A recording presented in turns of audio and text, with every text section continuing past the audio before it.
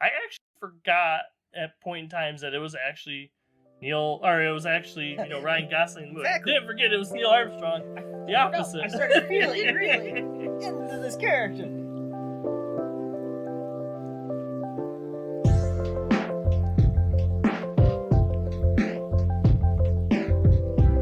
Hi, I'm Matt with No Market Media. And I'm Randall. Today, Matt and I are doing a flashback film that's not that old, but something that Matt has never seen before. First time ever. 2018's First Man.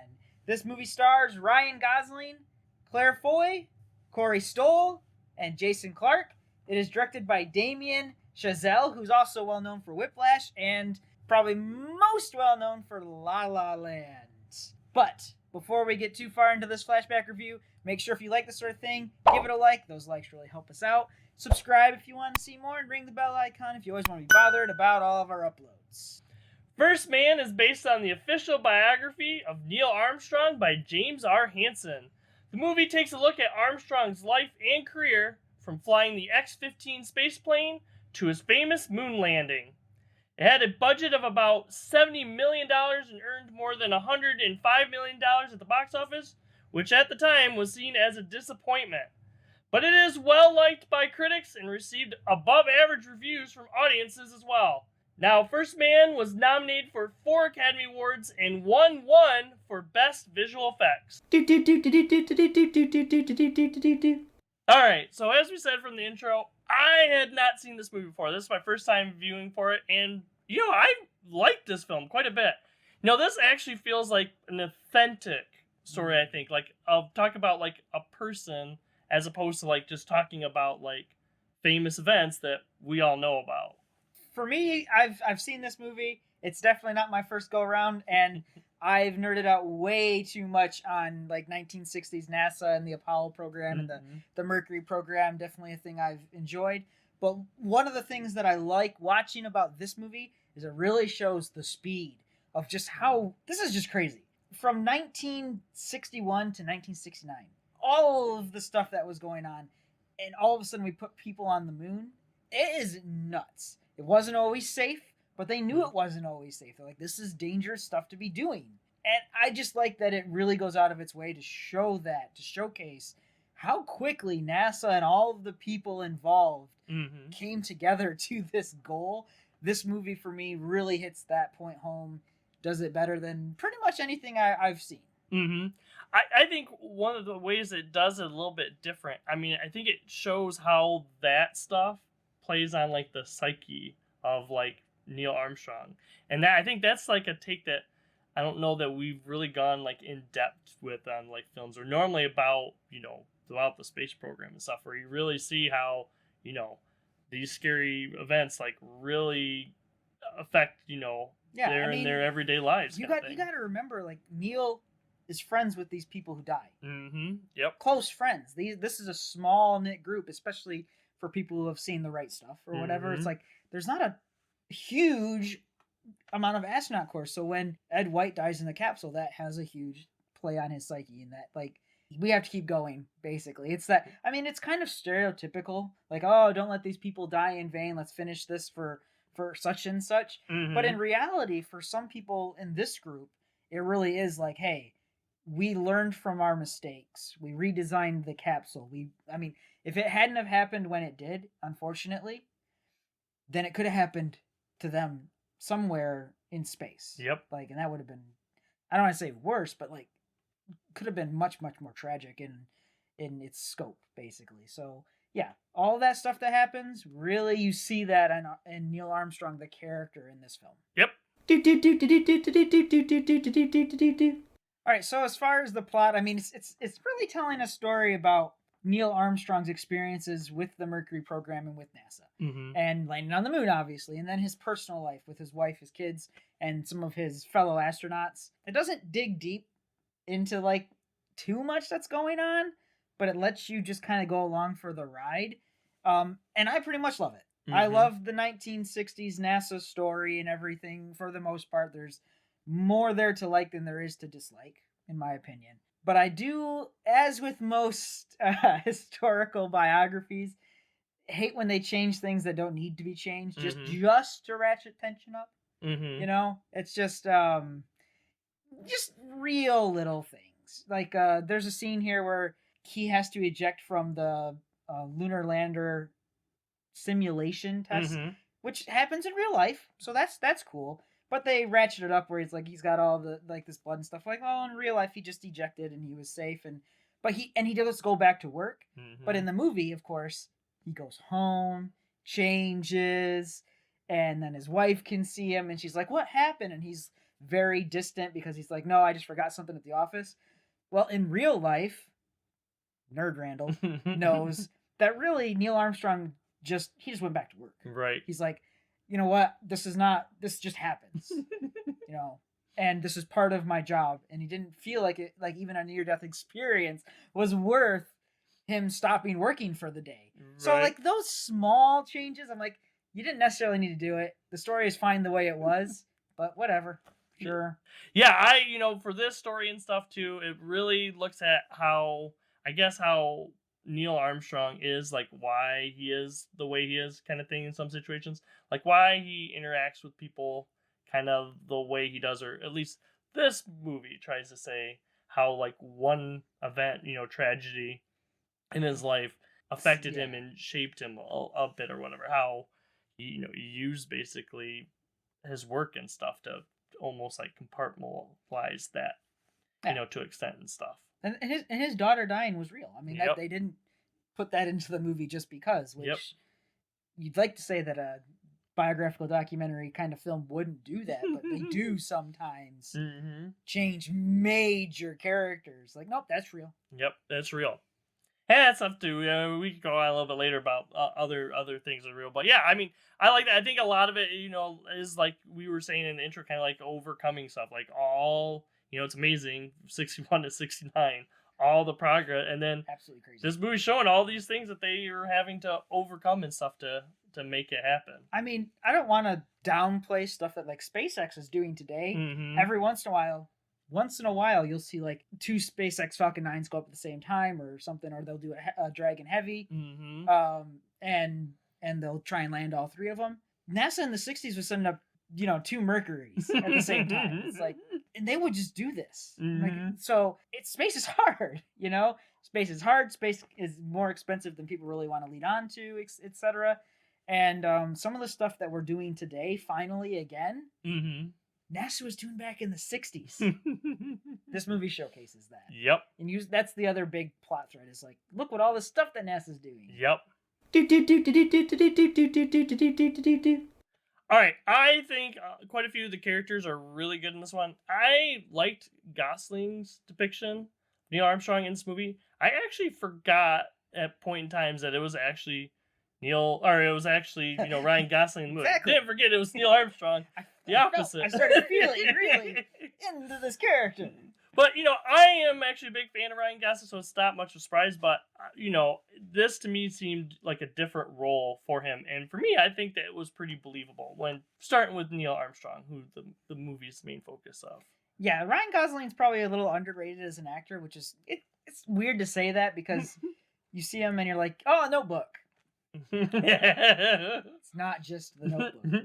Look at all this other stuff he's done with like Blade Runner and stuff like that. Yes. And First Man, and he proved he can sing and dance in La La Land, stuff like that. It's just, he's underrated, and he does a very good job as Neil Armstrong. I think the biggest thing about this, character-wise, is everything that was going on in NASA in the 60s is just tons of people. And if you're watching this movie for the first time, and you are not as steeped in like, oh, this is that person, and this is why they're important, you're probably a little lost. Like, let me know if you're feeling me, because you just watched it. You're just like, I have no idea why Deke Slayton's an important person, but he seems like he's an important person. You can get lost in all of these astronauts. Yep. Jim Lovell shows up for like a couple of scenes, barely, and I'm like, I know that's Jim Lovell. But no one that's just watching this casually knows. But the movie does a good job of sticking with the characters like Neil Armstrong and his wife, played by Claire Foy. Ed White, his close friend at the time. And it kind of says we're going to stick to these characters and let everything revolve around them. So I think it does a good job about that, but it doesn't mean that all these peripheral characters couldn't be just like, I don't know who that person is. Lost in the mud. Yep. And, talking about Claire Foy, I think she did a really good job. It's kind of interesting, though.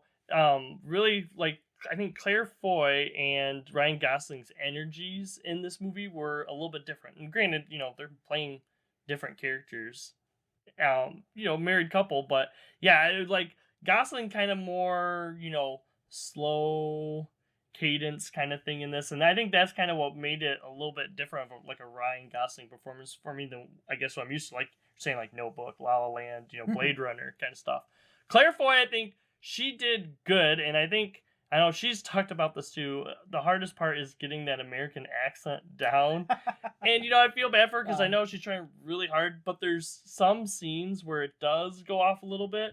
And it's only really noticeable because there's other scenes where she, like, absolutely nails it. So the scenes where she doesn't nail it kind of takes you out a little bit. Like, yeah, she's trying, and that's a really hard thing to do. But so I can't fault her for it, but she tries a really good job. She gets to play the queen later. Yeah, she does. Or around the same time, somewhere around the same time. Yep. That she was doing this. So, yeah, I think she does a really good job as Janet, and she has this like intensity of a wife who's protective of her husband and also her family, her kids.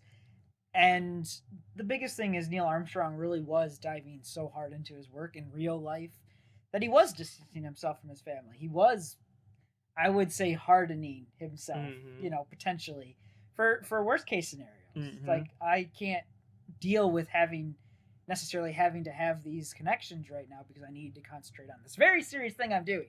Yep. Ryan Gosling does a great job of bringing that to screen. I think like characters there especially are too, just talking about, this moving the characters. A lot of times you get like a lot of acting through like dialogue, like the dialogue tells the story and stuff.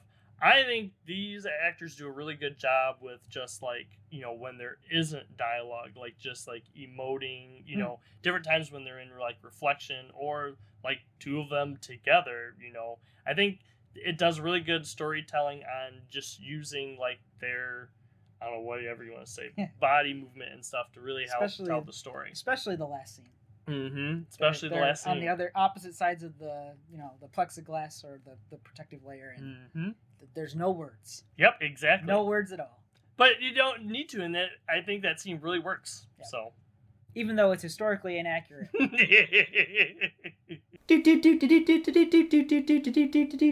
Which honestly leads me greatly into the next, this genre is biographical.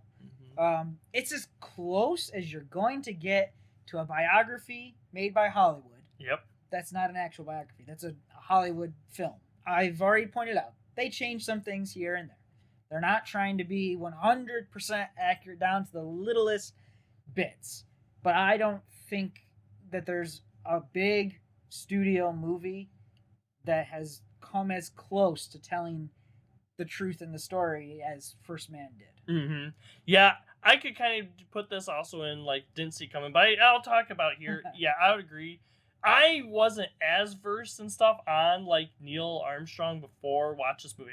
I was one of those people, of course, I know what he did, and I seen like the right stuff and other things too. So I was surprised that after watching this movie, I did that thing where like, all right, I'm gonna go back and check and see, and I was actually surprised on how close this movie actually is, because it's kind of like, all right, it's a movie. We're trying to tell an entertaining story. Like, was Neil Armstrong actually like that? Did he like not talk about his daughter at all? It's true. Like, according to his biography, which this movie's based on, yeah, he was like that kind of thing. And it did cause, a bit of a rift between, him and his wife. So, there's certain elements in there. I'm like, all right, so how much is this is just a movie, or how much of this is real life thing? Like, actual real life. I mean, even talking about like Buzz Aldrin and stuff, like some of like his mannerisms or how this movie depicts him. A lot of people say, Buzz is actually kind of like that kind of thing. Buzz is a hard to deal with kind of person. That's the personality he has. And Neil Armstrong is a person who can handle it. Yep. And it was just like, these were the two right people for the job. Yep. There might have been other people with better chemistry previously or on other missions, but these are the two right people for this job. Yep. And I think that's we've talked about other biographical films and stuff too, and some of the ones I think that we've liked better are the ones that actually feel like we're telling a story about real people instead of like characters of real people. To me, this felt like I was watching a story about real people with real human problems and not just characters or whatever, caricatures or whatever you want to say of real people. Okay, so I guess what I'm going to use for my didn't see coming, part of to like the, authentic feel of this movie is really like how like dirty and different stuff things were in this movie. I think a lot of times like Hollywood, I'll use an example, maybe like Apollo 13 and stuff. Like we get dialogue about stuff being like to the lowest bidder and different things that stuff too. But like looking at it, it's like Hollywood. It still kind of looks new. It's almost like we're telling a story, that happened like in the 60s or the 70s or whatever for these movies, and yet I know it's that because that's that stuff. That's it looks like stuff that'd be around that time. But it's almost like everyone just bought all that stuff like right then, like brand new out of the store. This movie to me does not feel like that. From like the clothes to like the uniforms and stuff, it actually feels authentic to me to the time, especially when they're like sitting in, like the capsule and stuff, and you're just looking at different components and stuff. This movie does give a real feel like holy moly, like we're being held together, or like the only thing between us and the outside is this just little thing. Like yeah. we even zoom in on like the little like rivets and stuff in it. Like I think this movie does a better job of telling like that, and I didn't see that coming. So this was really hard for me to pick a didn't see that coming. Mm-hmm. Because I know a lot about this era. I've spent more time than most. But I will say that there's a part that I didn't expect to be seen in the film. Whitey on the Moon. Mm-hmm. Really happened. Yep. Real song. There was a real protest. And it's not like we still have any of these problems today. But anyways, I didn't expect this to be something that you would see in a Hollywood movie because this is mostly concentrating on Neil Armstrong. It's mostly concentrating on NASA and the glories to the 1960, like experiment Apollo and stuff like that. Mm-hmm. Like that was what I was expecting to see. And then they have this little section that's Whitey on the Moon. Yep. And talking about all the poverty. It's like, oh, who cares if there's a black man who can't feed his family if Whitey's on the moon? Yep. So that was something that if you don't know, it was real. They didn't just add it to the movie. It really happened, and I was surprised to see in a movie. Yeah, I mean, overall, like generally in America, from what I've read at that time, like support for all the funding, it wasn't like majority of Americans were like, oh yeah, we're all in to like the space program. That is not the case. I mean, on both sides of the aisle, right and left, they're like, should we really be spending, this much money on a trip to the moon or whatever, or, space exploration? It's true. Yep.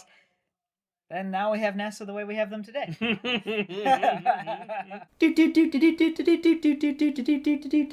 Long story short, I absolutely do enjoy this film. I think that unfortunately it gets maybe a slightly unfair rap. My hope is that exactly what you did is what other people do. Watch First Man, and then like, I'm interested. I want to go look up more. I want to see more about, is this a real depiction of Neil Armstrong? Is this a real depiction of how Buzz Aldrin was? Mm-hmm. What happened with Neil and his wife and stuff like that? Like, go look that stuff up, and I will tell you that you can, most of this archive stuff, NASA, like real of the time pre-flight conferences, post-flight conferences, it's all on YouTube. You can go watch it yourself. There's nothing like that first-hand source material. Mm-hmm. Sure, go ahead, read the biography if you want, but a lot of this stuff is just publicly available now, and you can deep dive, and I hope that this movie makes people want to deep dive. Yep. I really enjoyed this movie because I feel like it's a bit of a different depiction of like NASA, the U.S. space program, and everything during that time than a lot of what we get modern. Because I think a lot of times we're like, hey, there's these big events or great things that we did, and we're kind of like gotta glorify, the organization and the people that did it. Where I think this takes a more human look, approach to it and stuff, and shows, real concerns of like real people. One scene I want to highlight kind of here from like conclusion and stuff too, when, we talked about when Neil Armstrong had to like eject out of and of course this happened after, big tragedy and stuff with the fire. Oh yeah, but like 2 years later. Yep, but like 2 years later, but it's kind of like, they're saying they didn't want Neil to go back again because they're like, hey, what's the cost kind of thing, and he's like, what cost? Well, it's a little bit late for that question, isn't it, sir? Like we've already lost so many men to do this or whatever. Like we're past that point now. Yeah, that's a good scene. Really, it's like, I think Deke's like, hey, at what cost does it become too much? And he's like, that window's already flown. Yep. We've already lost people. Yep. So, hey, if you've seen First Man, or if you're just a big NASA nerd like me, let us know what you guys think in the comments below. It's an interesting movie as far as we're concerned. Yep. Also, if you're interested in not just NASA stuff, go check out our YouTube page. We have other flashback movie reviews, new movie reviews, TV series reviews, and some deeper dive discussions. We also have a Facebook page. Be sure to check us out there. We post some different things on our fandoms. We also post a day before our videos come out to let you know what the topic of that video is going to be. But if you don't have Facebook, don't worry about it. Just go to our YouTube page. Our videos come out on a schedule every Monday and Thursday. For now, I'm Matt, No Market Media. Have a good day, everyone. And I'm Randall. See everyone next time. Next time on No Market Media.